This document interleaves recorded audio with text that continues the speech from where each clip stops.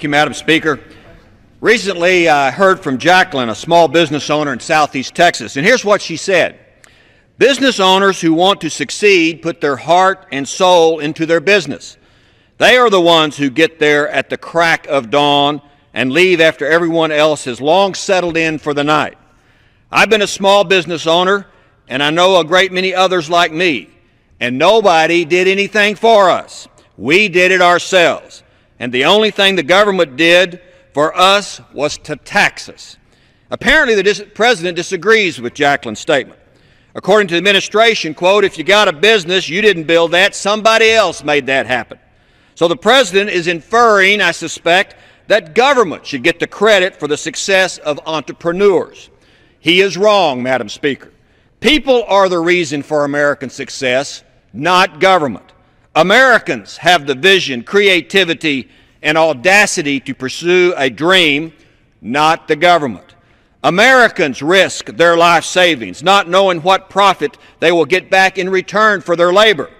Government doesn't risk anything. Americans spend long days, sleepless nights, and working on weekends away from their family in order to keep their company afloat and pay their employees. Americans battle through discouragement and criticism in the hope for better days ahead. It is Americans who give up their home in order to pay for a store. And it's Americans who pay all those taxes and expensive government regulations that they're forced to pay. Government isn't there when a decision is made to get started, to take a leap of faith, make a hire, sell first goods, or tally bills.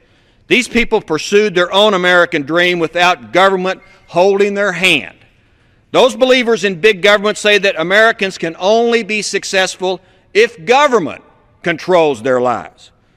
Madam Speaker, government isn't the answer, government's the problem. America is not great because of government programs. It's great because of Americans. Individuals with the spirit and desire to make their lives and this country better. Government doesn't assume the risk of business, individuals do. And starting a business is not easy. Business is driven by American ingenuity, creativity, and yes, hard work. Those who have been successful didn't wait around for someone else to help them with a government handout. The reality is that government actually makes it harder to do business now, not easier. When I ask Texas businesses what Washington can do for them, their answer is always the same: get out of the way. Businesses cannot afford to hire others and give them jobs because of the costly, unnecessary regulations imposed by government. According to the World Bank 2012 Doing Business report in the world, the U.S. now ranks 13th in the world in places to start a business. We trail countries like Belarus, Macedonia, and Rwanda. Now, isn't that lovely? America should not be a place where people wait for a government handout check. Instead, they should get a paycheck for working. Individual achievement used to be celebrated in this country, but the administration seems to punish success.